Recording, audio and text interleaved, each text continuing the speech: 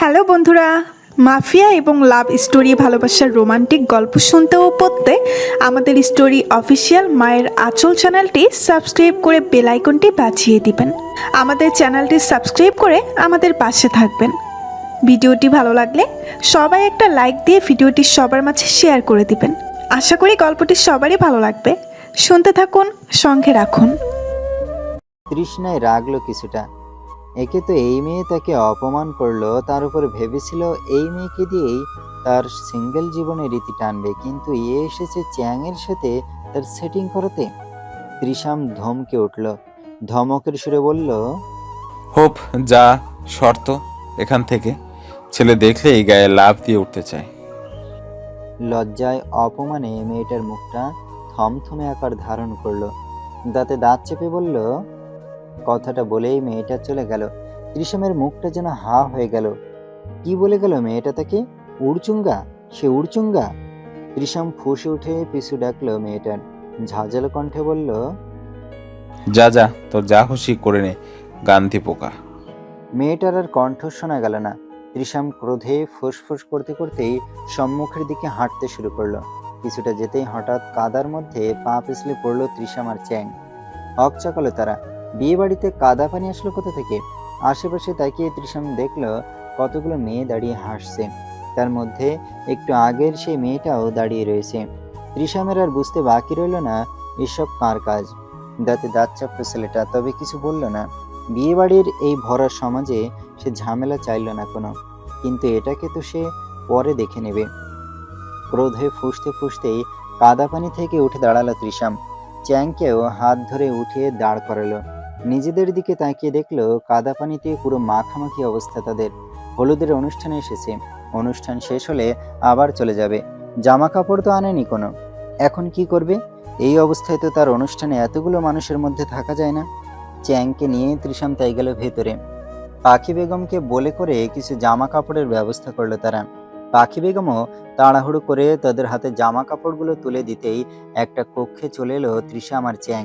কক্ষে সেই চোখে যেন কপালে উঠলো তৃষামের, কি এ তো লুঙ্গি আর টি শার্ট। গায়ে হলুদের অনুষ্ঠানে শেষে কিনা লুঙ্গি পরতে হবে? চ্যাং ও অবাক চোখে হাতে তুললো একটা লুঙ্গি, মালার মতো করে গলায় দিয়ে বলল, এটা কি তৃষাম? তৃষাম জবাব দিল না কোনো। হন্তদন্ত হয়ে আবার খোঁজ লাগালো পাখি বেগমের, কিন্তু বাড়িতে এত মানুষের মধ্যে কোথাও খুঁজে পেল না তাকে। অগত্যা লুঙ্গি আর টি শার্টই পরা শুরু করলো তৃষাম। চ্যাং ও তার দেখা দেখি লুঙ্গি পরতে শুরু করলো, কিন্তু পারল না, বারবার খুলে যাচ্ছে। শেষে তৃষাম বাধ্য হয়ে শক্ত করে গিটি দিয়ে লুঙ্গি পরিয়ে দিল চ্যাংকে। সাথে সাথেই চেঁচিয়ে উঠল ছেলেটা, গলার স্বর বাড়িয়ে বলল, নিচ থেকে হাওয়া ঢুকছে তৃষাম। তৃষাম যেন বিরক্ত হলো চ্যাংয়ের কথায়। লুঙ্গি পরে হাওয়া ছাড়া আর কি আশা করে এই হাদারাম? তৃষাম বিরক্তি ভরা কণ্ঠে চাইনিজ ভাষা তুলে বলল, নিচ থেকে যেহেতু ফাঁকা, তখন শুধু হাওয়া না, আগুন, পানি, কাদা সব ঢুকবে। চ্যাং খুব একটা পাত্তা দিল না তৃষামের কথায়। নিজের পরনের লুঙ্গিটা একটু সময় নিয়ে নাড়িয়ে চাড়িয়ে দেখল, অতপর হেসে বলল, আই লাইক দিস লুঙ্গি তৃষাম। চীনে যখন ফিরবো তখন আমি বাংলাদেশ থেকে অবশ্যই কিছু লুঙ্গি নিয়ে যাব। বাংলাদেশে এত কিছু থাকতে এই ছেলে কিনা শেষ পর্যন্ত লুঙ্গিতে মজলো? এত সুন্দর সুন্দর জিনিস থাকতে শেষে কিনা এ ব্যাগ ভরে চীনে লুঙ্গি নিয়ে যাবে? তৃষাম মুখ বাঁকালো, বাংলা ভাষায় বলল, পাগলে পাগল চিনে আর চ্যাংমাছ চিনে লুঙ্গি। তৃষামের কথা বুঝলো না চ্যাং। মাথা চুলকে সে চাইনিজ ভাষায় শুধালো, কিছু বললি? হ্যাঁ, বলেছিলাম যে বাংলাদেশ থেকে চীনে যাওয়ার সময় তোকে শখানেক লুঙ্গি উপহার দেবে। সেই লুঙ্গি পরে তুই পরে পরে চীনের রাস্তায় হাওয়া খাবি। চ্যাং আনন্দিত হলো, লুঙ্গি ধরে ঘুরাতে ঘুরাতে বলল, অবশ্যই, কিন্তু এখন বাইরে যাবি না? ওখানে গান চলছে, নিশ্চয়ই সবাই উপভোগ করছে। না। চ্যাং ভুরু কুচকালো, কপালে ভাঁজ ফেলে বলল। তৃষামের মুখশ্রী থমথমে হলো। এই লুঙ্গি পরে গায়ে হলুদের অনুষ্ঠান? অসম্ভব। মান ইজ্জত নিলামে উঠে যাবে নির্ঘাত। তৃষাম থমথমে কণ্ঠেই শুধালো। তৃষাম প্রথমে ভাবলো চ্যাংকে সব বুঝিয়ে বলবে, কিন্তু পরক্ষণে তার ভাবনা বদলালো। পরে যদি তার বুঝানোতে ছেলেটা চীনে লুঙ্গি নিতে না চায়, এ বেটাকে তো অবশ্যই চীনের রাস্তায় সে লুঙ্গি পরিয়ে হাঁটাবে। তৃষাম কণ্ঠ নরম করলো, বোঝানোর ভঙ্গিতে বলল, আসলে আজ অনুষ্ঠানের একটা ড্রেস কোড আছে, ওই পাজামা পাঞ্জাবি, তা তো আমাদের নষ্ট হয়ে গেছে, তাই এই পোশাকে আমরা আর অনুষ্ঠানে যেতে পারবো না। চ্যাংয়ের মুখশ্রীতে দুঃখী দুঃখী ভাব ফুটে উঠল। বাংলাদেশে এসেছিল বেচারা বন্ধুর বাঙালি বিয়ে দর্শনে, তাকে না এই ড্রেস কোড আটকে দিল। উৎসব মুখর পরিবেশ, বড় বড় বক্সে উচ্চস্বরে বিভিন্ন গান বাজছে। কিছু ছেলেমেয়েরা নাচছে, আবার কিছু ছেলেমেয়েরা দর্শকের ভূমিকা পালন করে হাতে তালি দিচ্ছে। মাঝে মাঝে আবার একজন একজন করে হলুদ ছুঁয়ে দিয়ে যাচ্ছে সকলে পূর্বাশা আর জায়ানের গালে। জায়ান বড় বড় চোখ করে দেখছে সবটা। বাঙালি বিয়ের রীতিনীতি সম্পর্কে তার জানা নেই খুব বেশি, ওই যতটুকু মোবাইলে ভিডিওতে দেখেছে ততটুকুই জানে সে। সকলকে পূর্বাশার গালে হলুদ ছুঁয়ে দিতে দেখে দেখে জায়ান হুট করেই সামনে রাখা বাটি থেকে একটু হলুদ তুলে লাগিয়ে দিল পূর্বাশার গালে। হকচকলো মেয়েটা, আশেপাশে তাকিয়ে দেখলো সকলের ঠোঁট টিপে হাসছে। লজ্জায় পড়ল পূর্বাশা, দাঁতে দাঁত চেপে কণ্ঠটা একটু খাদে নামিয়ে বলল, আপনি আমাকে হলুদ কেন লাগালেন? জায়ান মৃদু হাসলো, অতঃপর বলল, সবাই লাগাচ্ছিল তো। সবাই লাগাবে, আপনি লাগাতে পারবেন না। জায়ান ভুরু কুচকালো, কপাল কুচকে শুধালো, কেন? আমার বউকে সবাই হলুদ লাগাতে পারবে, আমি কেন পারবো না? পাশ থেকে বোধহয় পূর্বাশার কাজিন সম্প্রদায়ের কেউ শুনে নিল কথাটা। সে হেসে বলল, পূর্বাশা অপ্রস্তুত হলো বেশ। লজ্জালু ভঙ্গিতে নিচের দিকে তাকালো সে, তবে বলল না আর কিছুই। দিন গড়িয়েছে, গায়ে হলুদ শেষে এবার চলে এলো বিয়ের দিন। বাড়ির সকলে জায়ানকে নিয়ে এ বাড়িতে বউ নিতে চলে এসেছে। গেটের সম্মুখে এ বাড়ির অল্প বয়সী ছেলেমেয়েগুলোর সাথে টাকা নিয়ে রীতিমতো বিশাল এক যুদ্ধ জয় করে ভিতরে প্রবেশ করেছে জায়ানরা। আজ অবশ্য সাথে মিসেস শিও আর জাফর চৌধুরীও এসেছেন। ছেলের বিয়ে, সেখানে মায়ের আশাটা খুব একটা ভালো দেখায় না বিধায় মিসেস শিও আসতে চাইছিলেন না। কিন্তু সে না আসলে জাফর চৌধুরীকে সামলাবে কে? তাই বাড়ির সকলে এক প্রকার জোর করে নিয়ে এসেছে তাকে।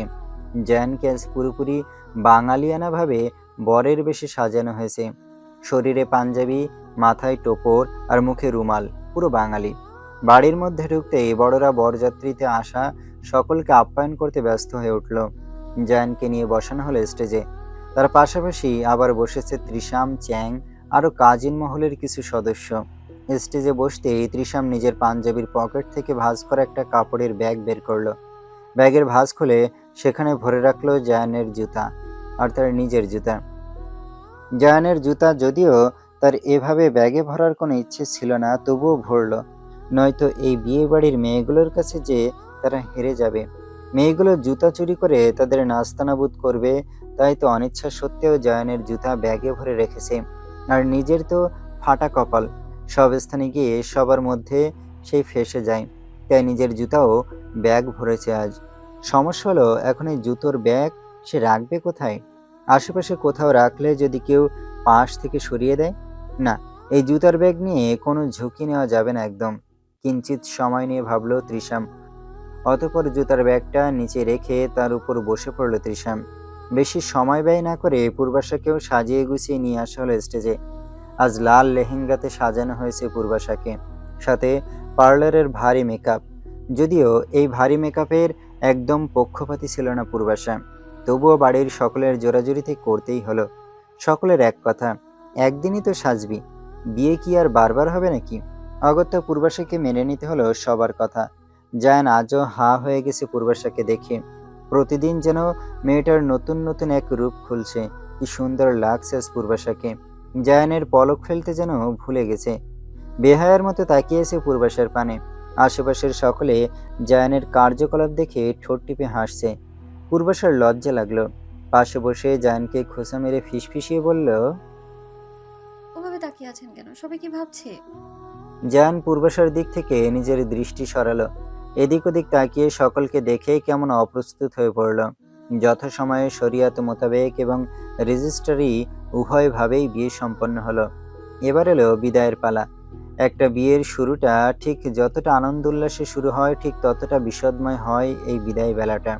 এই বেলাটাকে অতিক্রম করেই একটা মেয়ে বাবার ঘরের বাসিন্দা থেকে পরের ঘরের বাসিন্দা হয়ে যায়। পূর্বাশা যতই বাড়ি ছেড়ে চীনে থাকুক না কেন, তাই বলে কি তার মা বাবার প্রতি টান কোনো অংশে কম নাকি? আজকের পর থেকেই বাবা মায়ের থেকে পর হয়ে যাবে মেয়েটা। এতদিন পর্যন্ত মেয়েটা যে বাড়ি নিজের বলে দাবি করতো, আজকের পর থেকে বলতে হবে বাবার বাড়ি। ভাবতেই বুকের ভেতরটা মুচড়ে উঠল পূর্বাশার। মাকে জড়িয়ে ধরে হাউমাউ করে কেঁদে উঠল মেয়েটা। ভড়কে গেল জায়ান। পূর্বাশার এমন কান্নার সে কারণ খুঁজে পেল না কোনো। সে তো মেয়েটাকে শ্বশুর বাড়িতে নিয়ে যাচ্ছে, অন্য কোথাও তো নয়। জায়ান ভুরুকুসকে পর্যবেক্ষণ করলো চারিদিক। অনেকেই কাঁদছে। আচ্ছা, তাদের মেয়েকে নিয়ে সে কি মেরে ফেলবে? এত কান্নার কি এসে? কাঁদতে কাঁদতেই পূর্বাশাকে গাড়িতে তুলে দিল সবাই। জায়ানও বসলো তার পাশে। গাড়িতে উঠেও কান্না থামলো না মেয়েটার। একইভাবে কেঁদে যাচ্ছে। জায়ান কপাল কুঁচকালো, অতঃপর বলল, আমি কি দেখতে খারাপ? পূর্বাশা কাঁদতে কাঁদতেই মাথা নাড়ালো, বুঝালো না। তাহলে কাঁদছো কেন? মনে হচ্ছে যেন তোমাকে ধরে বেঁধে কোনো জীবজন্তুর সাথে বিয়ে দেওয়া হচ্ছে। পূর্বাশা ভড়কে গেল। কান্না থামিয়ে অবাক চোখে সে চেয়ে রইল জায়ানের পানে। বাসর রাত। পূর্বাশাকে বসিয়ে রাখা হয়েছে জায়ানের ঘরে। চারদিকে ফুলে ফুলে সজ্জিত ঘরখানা। ফুলের মিষ্টি গন্ধ নাকে বাড়ি খাচ্ছে মেয়েটার। আর তার সাথে সাথে হৃদয়ে কম্পন জাগছে তার। কেমন অদ্ভুত এক শিহরণে আবিষ্ট হচ্ছে মেয়েটা। লজ্জা, ভয়, সংকোচ ঘিরে ধরেছে তাকে। আচ্ছা, জায়ান স্বামী হিসেবে কেমন হবে? খুব ভালোবাসবে কি তাকে? লোকমুখে শোনা যায় একজন ছেলে প্রেমিক হিসেবে যতটা উত্তম হয়, স্বামী হিসেবে কখনো ততটা উত্তম হয় না। ধীরে ধীরে তার ভালোবাসা কমতে থাকে। তবে কি জায়ানের ভালোবাসাও ধীরে ধীরে কমবে? পূর্বাশার ভাবনার মধ্যেই দরজা খোলার শব্দ কর্ণে পৌঁছালো তার। পূর্বাশা আর চোখে তাকালো। অতঃপর দেখলো জায়ান দরজা খুলে ঘরে ঢুকেছে। পূর্বাশার হৃদয় কেঁপে উঠল কিছুটা। ছোট্ট হৃদয় যন্ত্রটার গতি যেন বেড়ে গেল বেজায় ভাবে। লজ্জায় আড়ষ্ট হলো মেয়েটা। তবুও নিজের লজ্জা চেপে মা চাচিদের কথা অনুযায়ী জায়ানের পাশ হয়ে সালামের সিদ্ধান্ত নিল সে। খাট থেকে পা বাড়াতেই যেন আঁতকে উঠল মেয়েটা। পায়ের স্যান্ডেল জোড়া বাচ্চাদের মতো এদিক ওদিক ছুঁড়ে ফেলল। গায়ে জড়ানো পাঞ্জাবিটাও ছুঁড়ে ফেলল দূরে। নিমেষেই জায়ানের ফর্সা উদম শরীরটা দৃশ্যমান হলো পূর্বাশার সম্মুখে। হকচকালো মেয়েটা।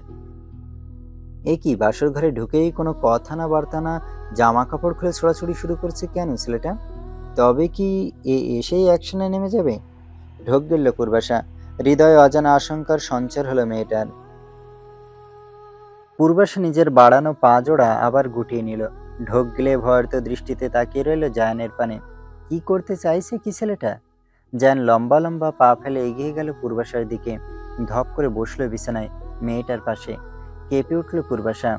আর চোখে একবার জায়ানকে পরখ করে নিজের স্থান থেকে একটু সরে বসলো। জায়ান দেখল তা। কোনো কথাবার্তার আদান প্রদান না ঘটিয়েই হুট করে সে ধরল পূর্বাশার হাত, টেনে তুলে বসালো তার কোলে। চকিত হলো পূর্বাশা। কণ্ঠ থেকে কোনো শব্দ বের করার আগেই শক্ত করে জায়ান জড়িয়ে ধরল মেয়েটাকে। অস্থির ভঙ্গিতে মুখ গুজল তার ঘাড়ে। হৃদস্পন্দন বেড়ে গেল পূর্বাশার। নিজ অঙ্গে কোনো পুরুষের এত গভীর স্পর্শে ঝড় উঠল মেয়েটার বক্ষস্থলে। অজানা অদ্ভুত এক শিহরণে শিউরে উঠল পূর্বাশার সর্বাঙ্গ। অস্বস্তিতে আফসোস করে উঠল মেয়েটা। আমতামতা করে বলল, করছেন কি? ছাড়ুন আমায়। জায়ান ছাড়ল না পূর্বাশাকে, বরং আরো শক্ত করে জড়িয়ে ধরে বলল, এত কথা বলো না তো, আগে আমার হৃদয় শান্ত করতে দাও। ভুরু কুচকালো পূর্বাশা। এভাবে সাপের মতো পেঁচিয়ে ধরে আবার হৃদয় ঠান্ডা হবে কিভাবে? পূর্বাশা খানিকটা অবাক কণ্ঠেই বলল। মানে? জায়ান আরো গাঢ়ভাবে মুখ ডুবালো পূর্বাশার ঘাড়ে। মৃদু কণ্ঠে বলল, এই যে এতদিন তোমার থেকে দূরে ছিলাম, হৃদয়টা অশান্ত হয়েছিল বড্ড। আজ তোমায় বুকে জড়িয়ে ধরে ভীষণ শান্তি লাগছে। মনে হচ্ছে তোমায় বুকে জড়িয়ে হৃদয়টা এখন ঠান্ডা, শীতলতার প্রশান্তিতে ছেয়ে গেছে। পূর্বাশা বলতে চাইল কিছু, কিন্তু জায়ান মুখ বন্ধ করলো তার। আলতোভাবে কামড় দিল মেয়েটার ঘাড়ে। শিউরে উঠল পূর্বাশা। কণ্ঠে কোনো শব্দ তোলার পরিবর্তে কণ্ঠ রোধ হলো তার। চোখ মুখ খিসে খামচে ধরল জায়ানের উদম বাহু। ছেলেটা দাঁতে দাঁত চেপে সহ্য করে নিল নিজের প্রিয়তমা স্ত্রীর সকল আঘাত। বেশ কিছুক্ষণ পূর্বাশার ঘাড়ে মুখ ডুবিয়ে জোরে জোরে নিঃশ্বাস নিল জায়ান। অতঃপর ছেড়ে দিল মেয়েটাকে। নাক মুখ কুঁচকে বলল, তোমার এই ভারী পোশাক আর গহনায় খোঁচা লাগছে আমার শরীরে, পাল্টে এসো তাড়াতাড়ি। পূর্বাশা চেয়ে দেখল, সত্যি তার পোশাকের চুমকি, পাথর আর গহনার খোঁচায় লাল লাল দাগ পড়ে গেছে জায়ানের ফর্সা বক্ষস্থল জুড়ে। দুই বাহুতেও নখের দাগ স্পষ্ট। মনে মনে খারাপ লাগলো পূর্বাশার, তবে প্রকাশ করল না সে। মুখ বাঁকিয়ে বলল, আমি তো পাল্টেই আসতাম, আপনি আর সুযোগ দিলেন কই? রুমে ঢুকেই পাঞ্জাবি খুলে এইদিকে ছুঁড়ে মেরেছেন, জুতা খুলে উড়িয়ে দিয়েছেন, তারপর বলা নেই কহা নেই হুট করে এসে জড়িয়ে ধরলেন। জায়ান ভুরু কুচকালো, কপালে ভাঁজ ফেলে প্রশ্ন করল, তোমাকে জড়িয়ে ধরতে আমাকে আগে থেকে বলে কই নিতে হবে? অবশ্যই। কোনোদিন না। আমি দুটো জিনিস কখনো বলে কয়ে তোমার থেকে অনুমতি নিতে পারবো না। প্রথমটি হলো জড়িয়ে ধরার, আর দ্বিতীয়টি হলো চুমু খাওয়ার। আমার যখন ইচ্ছা হবে তোমাকে জড়িয়ে ধরবো, আর যখন ইচ্ছা হবে চুমু খাবো, বুঝছো? এইটুকু বলে থামলো জায়ান। অতপর আবার বলল, যাও এখন ফ্রেশ হয়ে এসো। তপ্ত নিঃশ্বাস ফেলল পূর্বাশা। এবার সে মা চাচিদের শেখানো নিয়মগুলোর চর্চা করতে চাইল। সে নম্র কণ্ঠে সালাম জানালো জায়ানকে। বলল, আসসালামু আলাইকুম। ওয়ালাইকুম আসসালাম। সালামের উত্তরটা স্বাভাবিকভাবে দিলেও কিঞ্চিত ভুরু কুচকালো সে। অতপর বলল, হঠাৎ সালাম করলে যে? এটা নিয়ম। কেমন নিয়ম? বাঙালি মুসলিম দম্পতিদের প্রথম রাতে অর্থাৎ বাসর রাতে ঘরে স্বামী প্রবেশ করলেই প্রথমে নাকি স্ত্রীকে তাকে সালাম করতে হয়, তারপর দুজন অজু করে নামাজের মাধ্যমে নতুন জীবন সূচনা করতে হয়। পূর্বাশার স্বাভাবিক কণ্ঠ। জায়ান নিজের ভ্রুদয় কুচকে রেখেই বলল, নাও সালাম করো। জায়ান নিজের পা জোড়া দ্রুত এগিয়ে দিল পূর্বাশার পানে। অতপর বলল, আচ্ছা এখন ফ্রেশ হয়ে উজু করে এসো, তাহলে নামাজ পড়বো আমরা। পূর্বাশা কথা বাড়ালো না আর। ও বাড়ি থেকে আসার সময় সাথে করে আনা লাগেজটা খুঁজে একটা নরম থ্রি পিস বের করে নিয়ে তা নিয়ে ঢুকলো ওয়াশরুমের ভেতরে। কিঞ্চিত সময় নিয়ে ফ্রেশ হয়ে বাইরে বেরিয়ে এলো সে। পূর্বাশা বেরিয়ে আসতে জায়ান ঢুকলো ওয়াশরুমে। ফ্রেশ হয়ে টি শার্ট শরীরে জড়িয়ে উজু করে বেরিয়ে এলো। ততক্ষণে পূর্বাশাও পাশাপাশি দুটো জায়নামাজ বিছিয়ে দিয়েছে। জায়ান এসেই নামাজে দাঁড়ালো। পূর্বাশাও তার সাথে সাথেই দাঁড়ালো পাশের জায়নামাজে। দুজনে একসাথে নামাজ সম্পূর্ণ করে যার যার জায়নামাজ ভাঁজ করে গুছিয়ে বিছানায় এসে বসলো। জায়ান নিজের পকেট থেকে দুটো কাপল রিং বের করলো আস্তে ধীরে। পূর্বাশার হাত ধরে একটা রিং পরিয়ে দিল মেয়েটার অনামিকা আঙুলে। অন্যটাও তার হাতে দিয়ে বলল, আমার হাতে পরিয়ে দাও। পূর্বাশা দ্বিরুক্তি করল না কোনো, বাধ্য মেয়ের মতো পরিয়ে দিল আংটিটা। জায়ান কিঞ্চিত সময় নিয়ে নিজের হাতটা উল্টে পাল্টে দেখল। অতপর শুয়ে পড়ল বিছানায়। পূর্বাশা এখনো বসে রয়েছে বিছানার এক কোণে। মনের ভেতরে তীব্র অস্বস্তি বোধে নিয়ে দেখছে আশপাশটা। সে কোথায় ঘুমাবে? স্বামীর পাশেই তো স্ত্রীর ঘুমানোর নিয়ম। যেহেতু সে বিয়ে করেছে জায়ানকে, সেহেতু তার পাশেই তো ঘুমানো উচিত তার। তবুও কেমন একটা অস্বস্তি লাগছে পূর্বাশার। যতই স্বামী হোক না কেন, এভাবে হঠাৎ একজন পুরুষের পাশে ঘুমানোতে একজন নারীর অস্বস্তি হওয়াটা স্বাভাবিক। পূর্বাশার ঢোক গিলল। মনের মধ্যে অস্বস্তি নিয়েই শুয়ে পড়ল জায়ানের পাশে। তবে তাদের মধ্যে অনেকটা ফাঁকা স্থান এখনো বিদ্যমান। পূর্বাশা বিছানায় শুতেই সে ফাঁকা স্থান মিটিয়ে দিল জায়ান। একটু এগিয়ে ঘনিষ্ঠ হলো সে মেয়েটার সাথে। পিছন দিক থেকে নিজের সাথে জড়িয়ে নিল পূর্বাশাকে। কেঁপে উঠল মেয়েটা। ভয়, লজ্জা, সংকোচের এক মিশ্র অনুভূতিতে জর্জরিত হয়ে পড়েছে সে। ঘুমানোর উদ্দেশ্যে বিছানায় গা এলিয়ে দিলেও ঘুম আসলে তো। এভাবে যদি পিছন থেকে কোনো পুরুষ জড়িয়ে রাখে তবে ঘুম আসবে আর কি করে? পূর্বাশা হাঁসফাঁস শুরু করলো। হাসলো জায়ান। পূর্বাশার সাথে আর একটু ঘনিষ্ঠ হয়ে শুধালো, কি সমস্যা, ঘুমাচ্ছ না কেন? নিশ্চয়ই বাসর রাত নিয়ে চিন্তা করছো যে তোমার স্বামী আদর না করে ঘুমাচ্ছে কেন, তাই না? পূর্বাশা চুপ রইল। মোড়ামুড়ি শুরু করলো জায়ানের বন্ধন থেকে নিজেকে ছাড়ানোর জন্য, কিন্তু পারল না। জায়ান মুখ গুজলো পূর্বাশার ঘাড়ে। মোহিত কণ্ঠে বলল, চিন্তা করো না, চীনে পৌঁছে আমি একটু অপেক্ষা করব না। যেদিন পৌঁছাবো সেদিনই বাসর সেরে ফেলবো। কথাটা বলে একটু থামলো জায়ান। আবার বলল, সমস্যা হলো কি, এখানে বসে আবার কাল সকালে তাড়াতাড়ি ঘুম থেকে উঠতে হবে। আমার এবার সারা রাত বাসর সেরে সকাল সকাল ঘুম থেকে ওটা পোষাবে না, তাই আপাতত এটা স্থগিত করে রাখলাম। পূর্বাশার লজ্জা বাড়ল। ছেলেটা বাসর করবে না অথচ লজ্জা দিচ্ছে তাকে ঠিকঠাক মতো। পূর্বাশার বলল না কিছুই, নড়ল না একটু। চুপচাপ ঘাপটি মেরে পড়ে রইল বিছানায়।